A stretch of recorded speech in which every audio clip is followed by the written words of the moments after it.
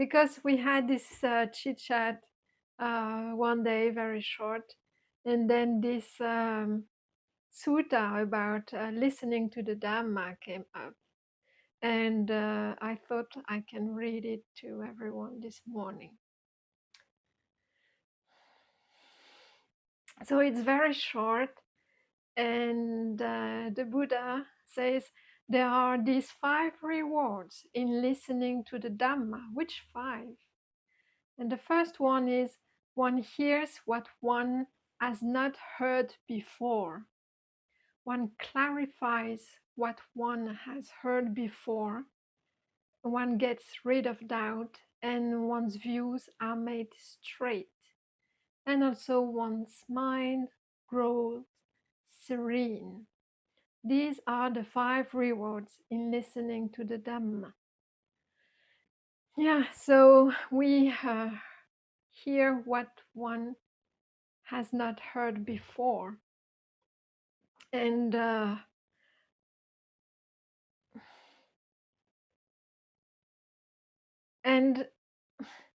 yeah, I'm speechless because just this one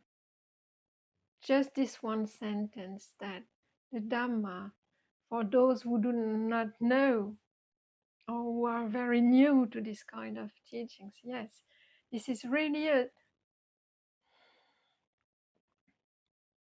complete different perspective, let's say, or way of understanding, let's say, our life. You cannot find it in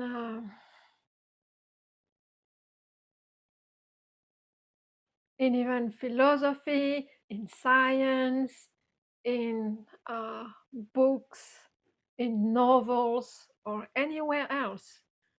Of course, you can find Buddha's teachings in books, but actually, Buddha's teachings are,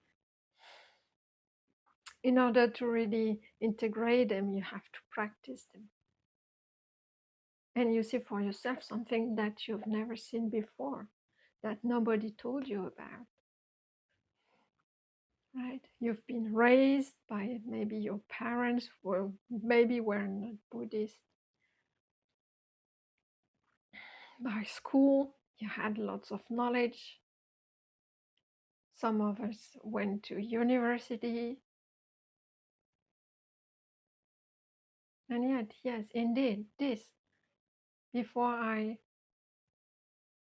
came, before I met the Buddha's teaching, that was really something that I've never heard before.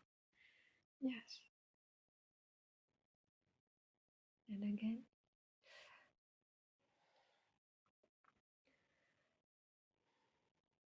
One's mind grows serene.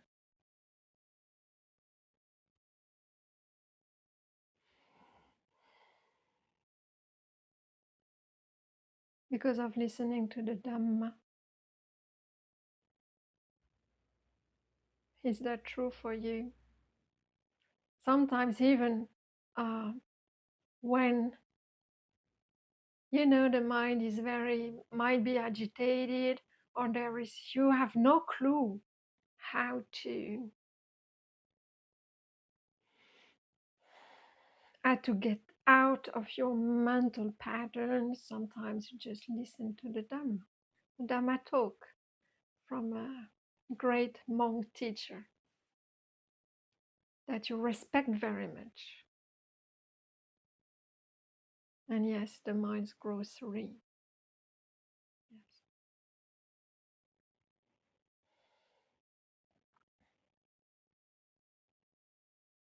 So that was a nice find that short sutta.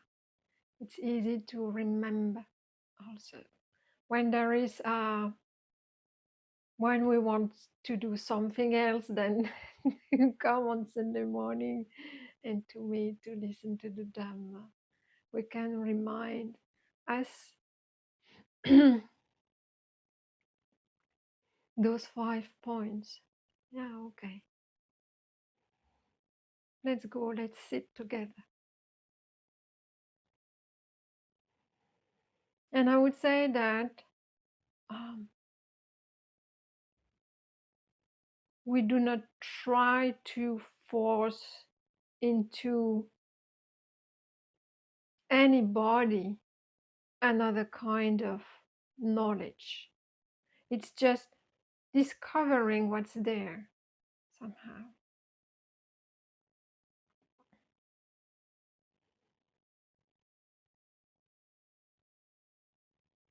So because with it can be,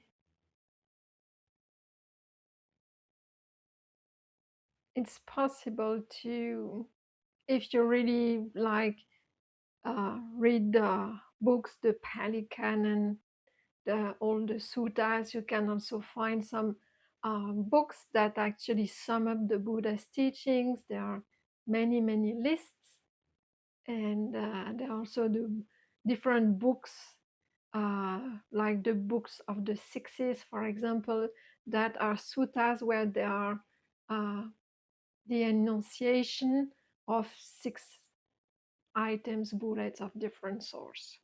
So it can be really like very scholar, actually, really like, okay, I have the 4 kinds of right striving, I have the 5 faculties, the 8 noble eightfold path, and the 5 aggregates of clinging, and what else? Any numbers, any kind of list, and it can become this kind of knowledges as we had at school, right? Taking notes of the teachings. Yet, teachings are experiential, and we have to sit and, let's say, witness watch for ourselves. So most of the time, it's like maybe one page, you can read one page or one sutta. Oh, this is Ayakema who said that, if I remember correctly. She said, okay, she was reading a summary of the Buddha's teachings, one of famous book from maybe her teacher. And she said, okay, I would read one page and then go into the practice and maybe practice for I don't know how many weeks until I would realize what was written. And then I could, flip and then read the second page and then practice until, okay, oh yeah, so I could see it also myself in myself. I can now understand, and this is understanding not because of intellectual capacity, because of abstraction, but through direct knowing. So in our practice, we might have this tendency also to sit in order to get it to get it right, to do something to finally realize it. Okay, I'm not there yet. I haven't entered a stream entry yet, and I do this on the Buddha's teachings. I do that, I do that, I do that, and yet I'm not there yet. Okay, so this is the same mind state that we bring into the practice. They are doing, wanting to do it right, and wanting to go somewhere, but we know, right, that it doesn't work. It doesn't work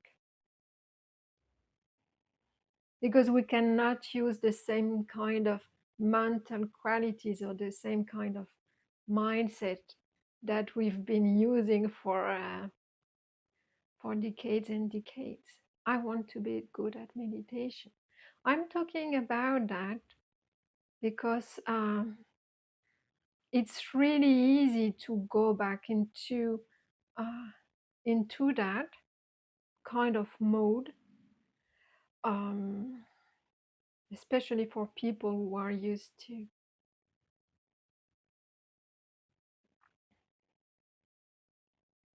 be active, to achieve things, or to be good students. Good students have that tendency to, apply the recipe. I'm one of them.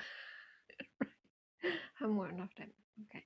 Maybe if I read all the Buddha's instructions, then I will know them, and then, okay, I'll try to apply, and then I will be enlightened as quick as possible, right? Or maybe I've missed that point. Okay, so 3 kinds of craving. Okay, yeah, this I know. It didn't work well. You can sit and your mind is just doing what it's used to do.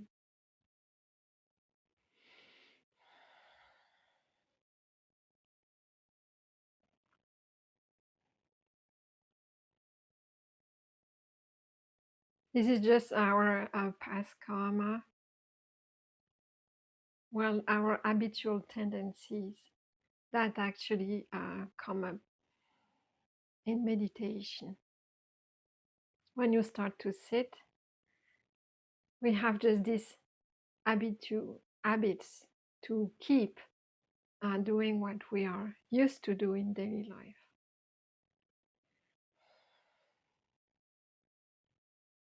And because we have also, I say that many times, to get results from what we are doing, or to invest time and then to to saw the results of our practice, because we know that meditation is beneficial. So okay, let's bring the benefits. So we might sit with that attitude.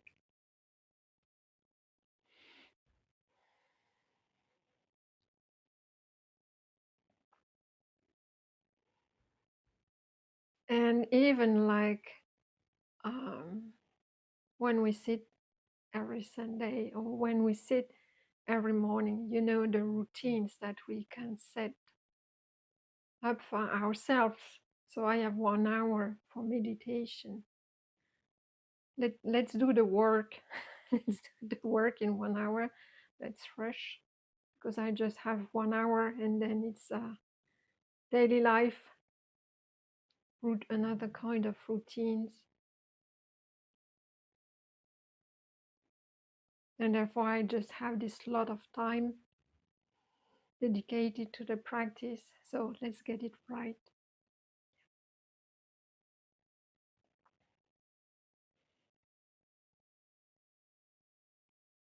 And also, because once again, with that sentence that we hear with the Dhamma, something that we haven't heard before, we want to know.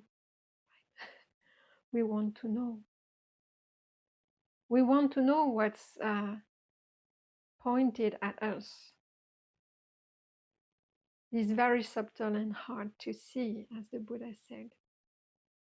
So we want to know because we have this, we built our lives most of the time to know our conditions so that we can control them. And therefore, for the Dhamma, we might have this same attitude, wanting to know. And this is actually, this kind prevents you to actually directly experience. This drives to want and to get it actually makes it, puts a kind of barrier between what can be observed as it is and or let's say you have a kind of idea of what should be observed, and therefore it might prevent you to observe or to watch what actually is.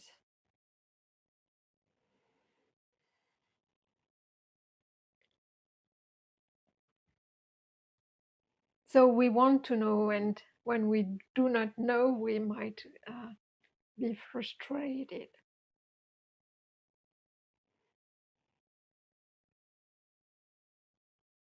Not knowing, not understanding what actually is taught to us through the Dhamma, the teachings of the Buddha.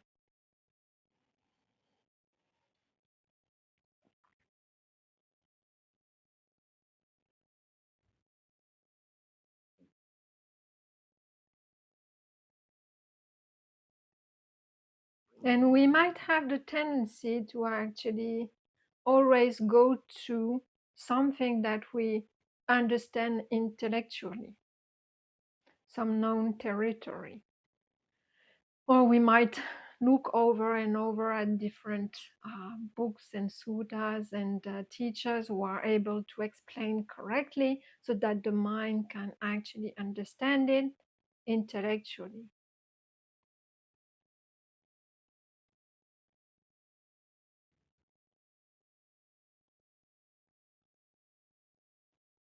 Instead of coming back to the body, letting go of any predefined ideas about what can be observed, how it should be done. Let go of the results that are expected.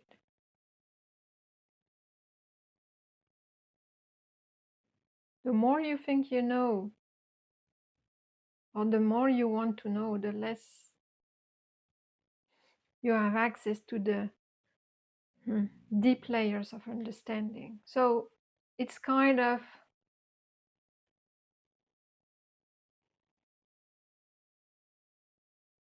not counterintuitive, but it's like the more you want something, the more it goes away. With it looks like with the practice, it's like this.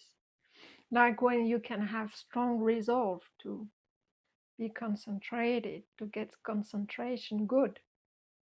And actually, this resolve, it might shift a little bit into a very strong wanting to manage it. And then concentration doesn't come. So, resolve. Yes, you can have this intention to dedicate your time, such time to the practice, but at some point, the resolve has to be put aside. Forget about it.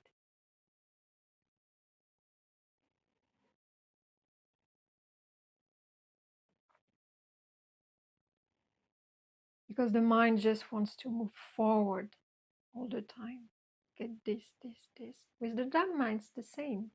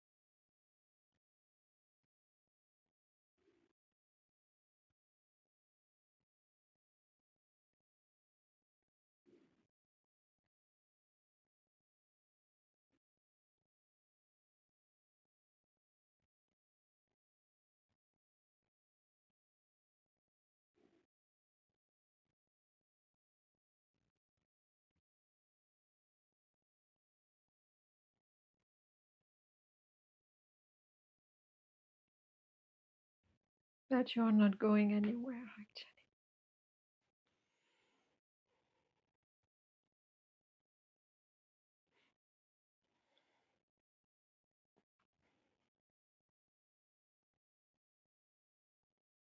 And sometimes when we have the impression to not get anywhere with the practice, like, yeah, I've been meditating for a while now, 2 years, maybe 20 years, maybe 2 months, and I still don't see what the, yeah,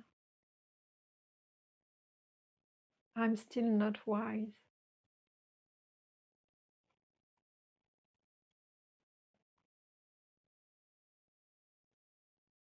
So this is when,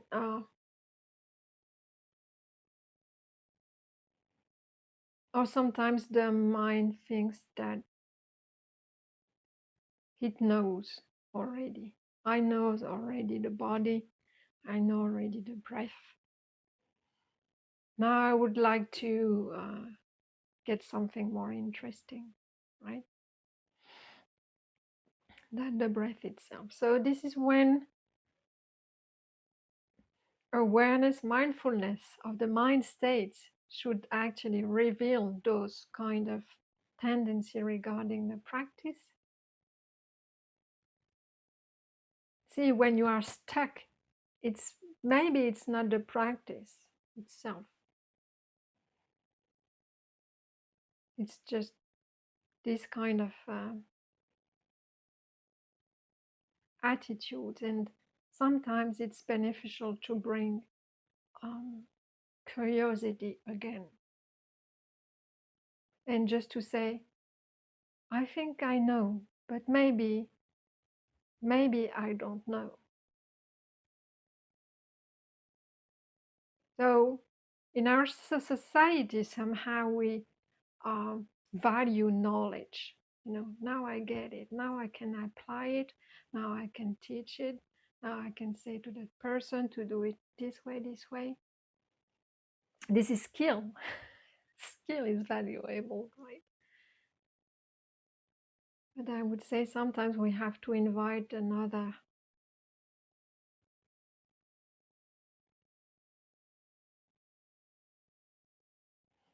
mind state and say, yeah, maybe I don't know at all. We are used to work with the breath, to be mindful of the body.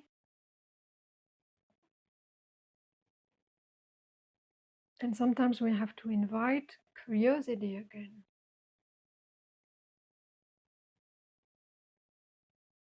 Say, okay, maybe I don't know.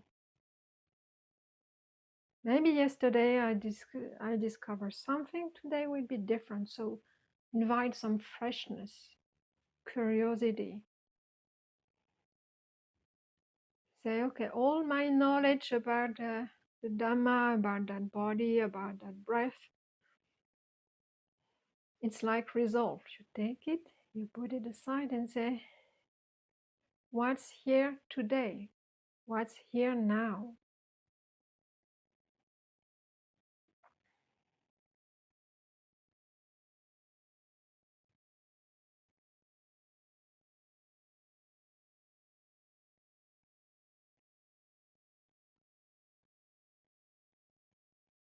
Maybe you won't discover anything new. See? See? Okay.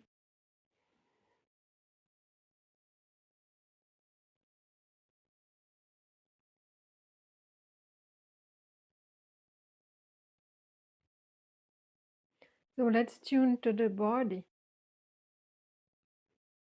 Mindfulness of the body. It looks so boring.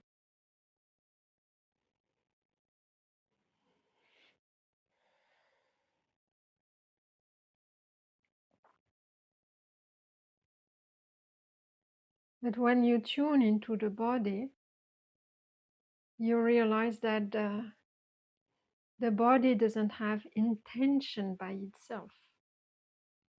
It's the mind, actually, which says the body to do this and this, to move this way and this way. There is the intention to move into the mind, and the body follows. The body doesn't have intentions. in itself.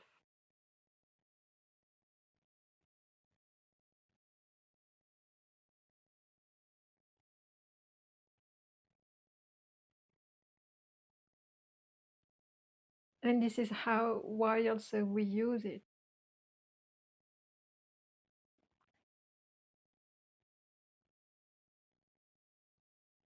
To be sensitive to the body, to realize, okay, maybe there is metabolism,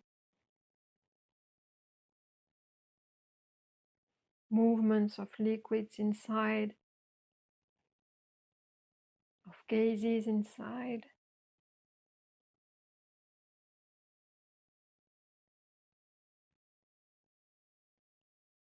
And because we start to put our attention towards this kind of neutral processes in terms of we do not have much interest in looking at what's inside.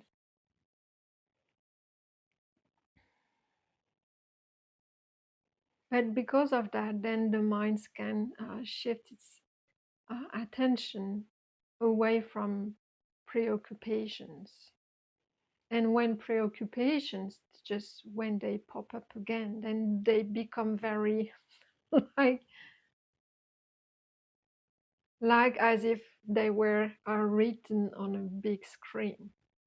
Like they become very conscious, like you are maybe scanning the body inside, and then some animosity regarding a person and a situation just pops up. And then because your this intention, your focus is elsewhere in the body, then once it's kind of animosity pops up, your attention goes most of the time directly there. Like a grape, like a magnet. Yes. And then big screen. Oh God, I'm such a bad person. Okay, big screen again. Thoughts, thinking. Oh, I'm caught up in this, in those ideas. Again, and so on and so on. Say, okay, aware of thoughts arising, and then coming back to the body. Body doesn't judge itself as good or bad. The mind does. And then it becomes very conscious that the mind is actually its own inner tyrant. Right?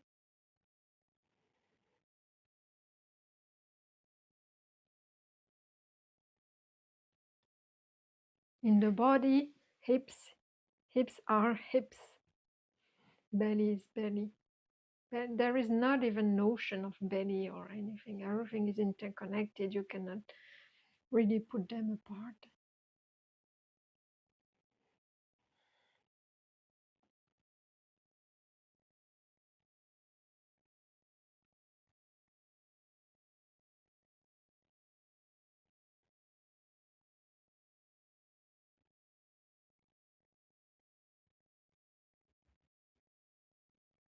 And this is because those some patterns of thoughts arises.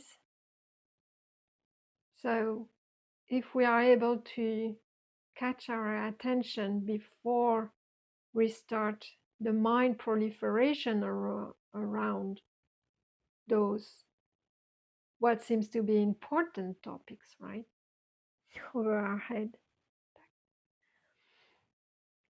If we are able to code ourselves and to put our attention back into the body or into, let's say, skillful thoughts, into goodwill, metta, then we start to dry up those kind of big screen myself, how bad I am, how good I am. Yeah, it can be conceit.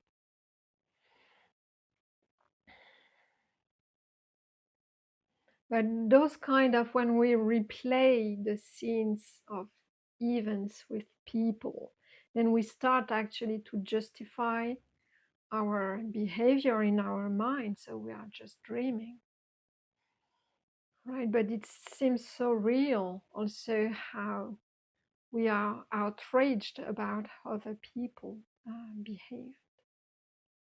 And we start to solidify them and to solidify ourselves.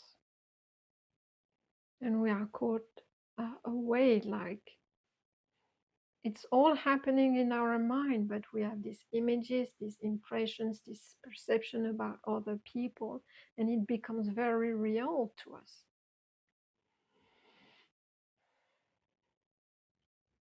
Rather than whispery thoughts. Like we say, some teachers says that, okay, thoughts must be considered as clouds in the sky. You just let them go away. Right, sometimes not easy at all. You realize that you've been caught into those thoughts for 5 minutes. And then you realize, okay, body, no. There is this, there are more than thoughts. There are more than thoughts.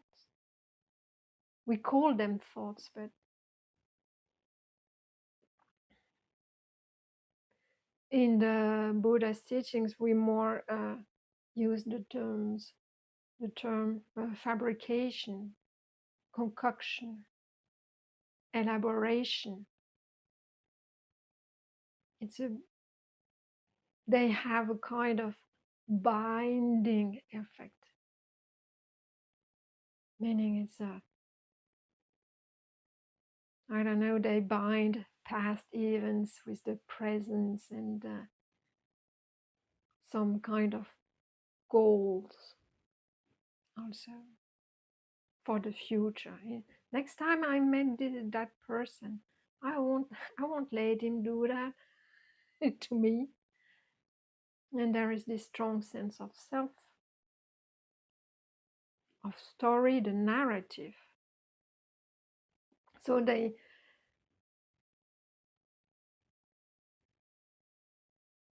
are not some small, tiny, cute clouds in the sky, you know, the white ones, or the animal-shaped clouds. No, they are big, gray clouds pulling you towards them. We all have them. Those yeah, very threatening clouds over our heads, you know, ready to rain, ready to rain. So that's not easy. But the more you use the body,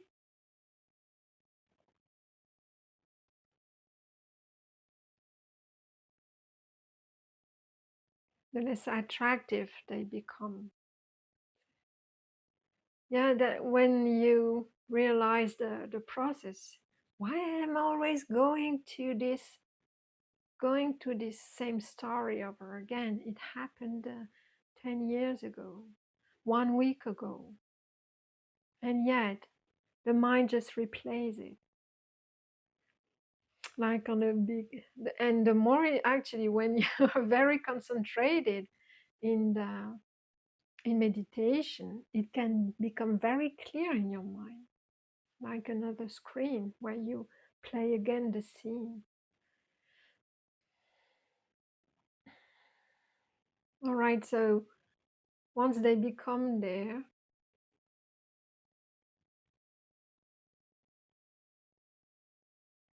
once they've arise, then oftentimes it's really difficult to go back into mindfulness of the body, just observation. But you will realize that after a while, because the same pattern comes over and over again, and you feel it, it has a feeling associated with it, especially when you are annoyed with someone who did this or that. And it comes up in meditation, and because there is this difference of feeling, then you start, okay, it doesn't feel good. So again, you say, okay, most probably because it doesn't feel good, and wholesome states arises. Maybe hatred. Maybe not very strong hatred, right? Like maybe not like you want to kill the other person, but resentment, judgment, wanting to change the person, correct him, her, change his or her point of view, and it doesn't feel good. So you start to feel the feeling, and also because mindfulness of the body and mindfulness of feeling um, inside a for foundation of mindfulness, then you start to feel, okay, it doesn't feel good. Why? Okay, this kind of thought patterns arise again. And then at some points you will get fed up by them and say, okay, enough. Then maybe I have to use one skillful means. So either come back to the body scan, realize that when you do that, the thought patterns is absent, is not there. So next time it arises again, maybe you will be quicker and then come back into the body. Okay, maybe you will be able to say, okay, bad feeling because of thinking. Okay, then come back into the body. And then it will dry up. So, and hopefully won't come back again. So this is one those clouds emerge in your sky, but there is also a way which is among the four efforts is that you really uh, make effort not to make them arise, not those clouds to appear in your sky.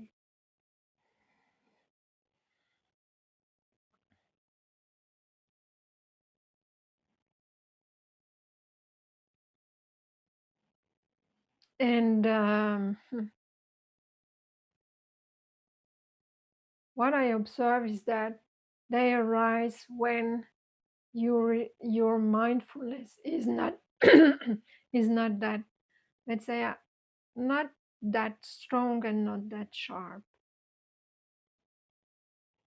or when you do not, when you let the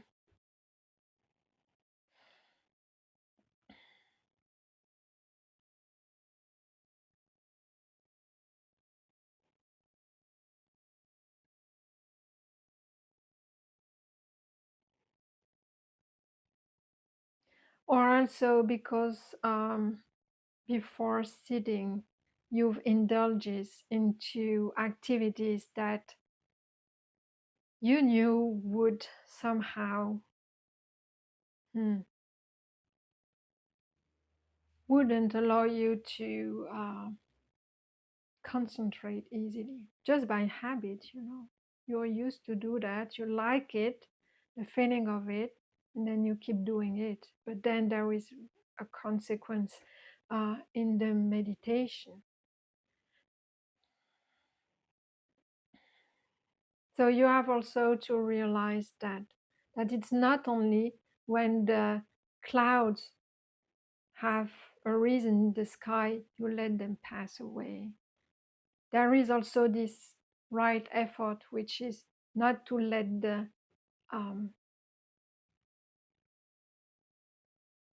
cloud form in the sky.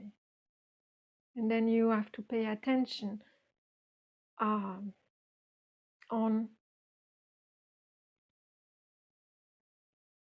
before the activity of meditation, where you put your minds, in which kind of activities, and which kind of intention you cultivate, and which kind of virtues you pay attention to.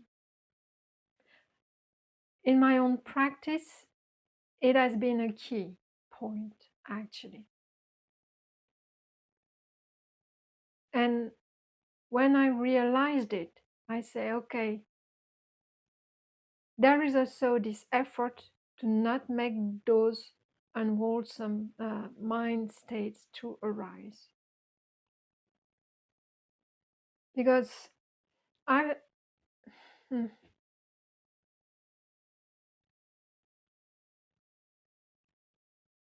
in what I can read or see over the internet, is that, okay, awareness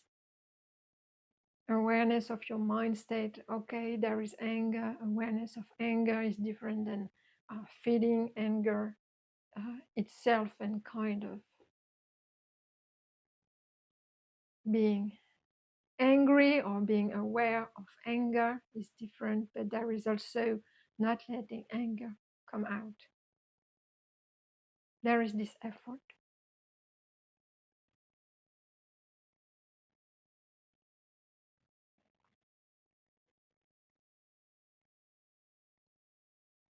So it might be contradicting with what I said at the very beginning. There is this, yes, there is this kind of, there are some areas where we have to actively do, and areas or time when we have to actively undo. So it's not easy. There is a kind of balance. And sometimes we don't see where you, yeah. So when you do not see for yourself, then you undo. Okay, declutter the mind, clarity. I don't know. Mindfulness of the body. You come back. You come back to the basics. Curiosity. I don't know. I'm lost. I don't know if I have to do or not do. Come back to the basics.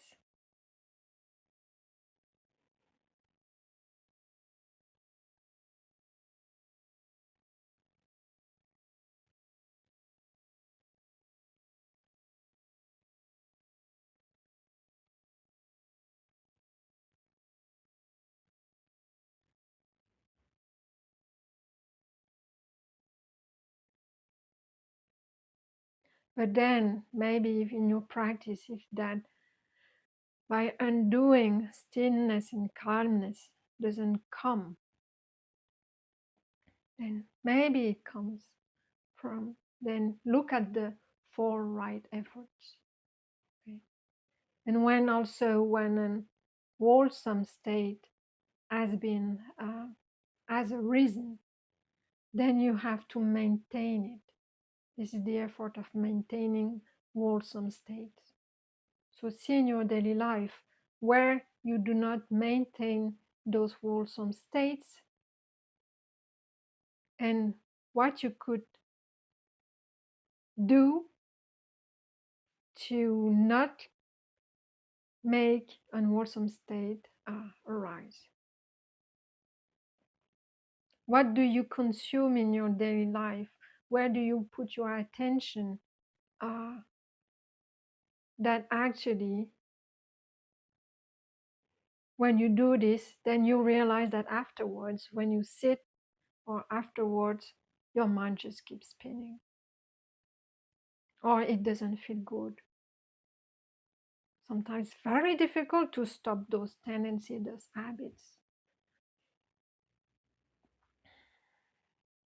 Because actually even the internet or social media, they just serve you exactly what you are attracted to. So they serve you that again. Stay with us. Let's debate. Let's share our point of view. Let's discuss our different views on this and this topic. They know the social media, they know your mind very well because they've measured that.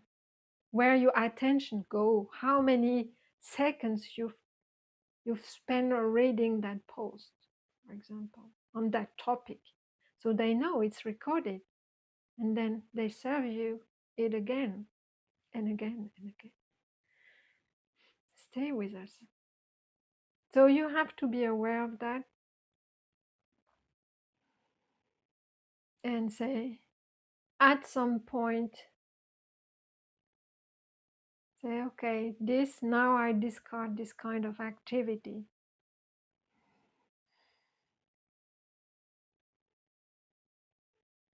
Or maybe when I talk with this person about that person and I just want to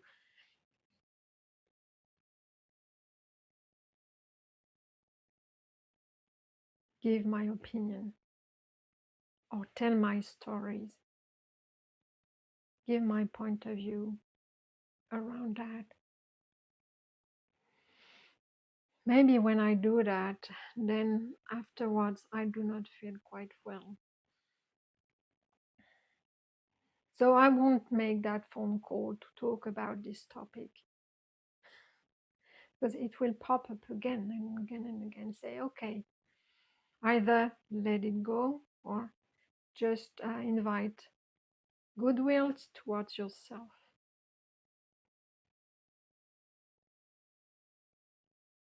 Or I don't know what kind of habits that could lead to you agitated mind. It's yours. It's your bad habits. I don't want to know. But you will know for yourself. Yes.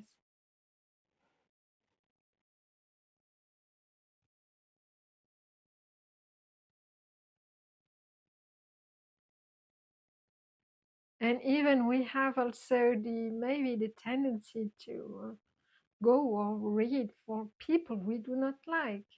And then just to know, just to say, oh, she, her, he said that again. How dare he? How dare she? She should know that blah, blah, blah, blah, blah. So this kind of activity, yeah, try to see what kind of influence it has on your mind. What does it bring? You will realize, okay, this some negativity when you see something, when you digest something, when you read something, it will pop up later, maybe in meditation, with this feeling, the bad feeling, okay, the unpleasant feeling. So you have to realize that it was just you in the past making bad karma, right, and wholesome karma, and just experiencing during meditation the results of that bad karma, which are actually painful feelings. Right? So when you realize that, if I do this, this is done, then this, then all right. Maybe when the desire, the wanting to do that pops up, then you say, okay, no, thank you. And then you see it's empty, it's free, open. It doesn't appear. No cloud in the sky to watch pass away and disintegrate. It's not generated.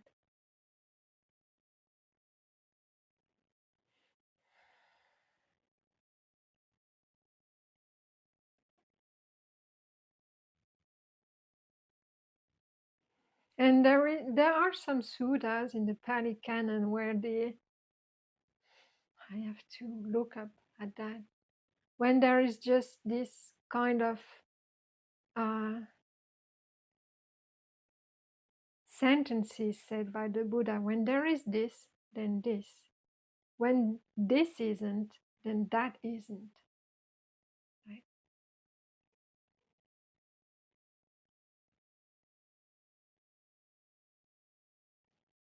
Because I think we can spend lots of time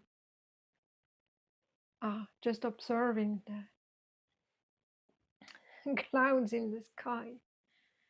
Yeah, many, many clouds. Sometimes very big ones, sometimes cute, tiny white ones.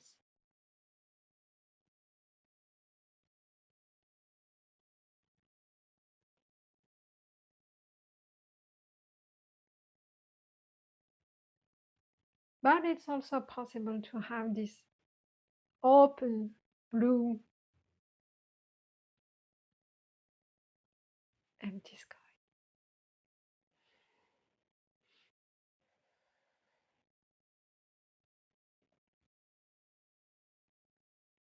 Most of the time.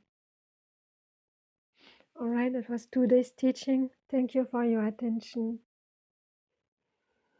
If you like, we can share the merits we've just done by listening to the Dhamma. You can dedicate it to yourself, to people you know, to people you do not know, someone who is really in need, or to all sentient beings. I let it to you. You can choose.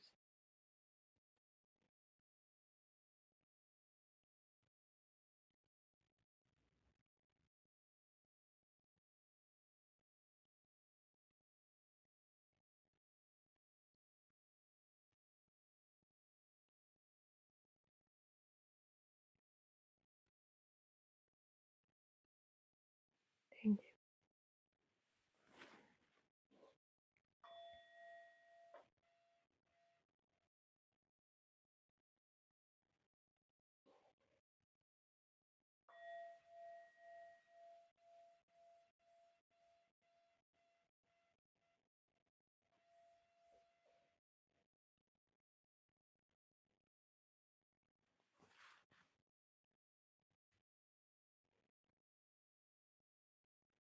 Thank you for your attention.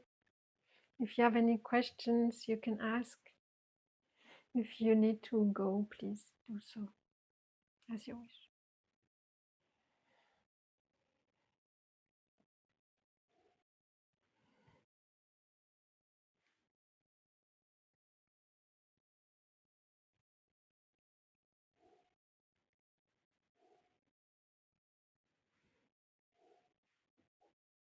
Goodbye.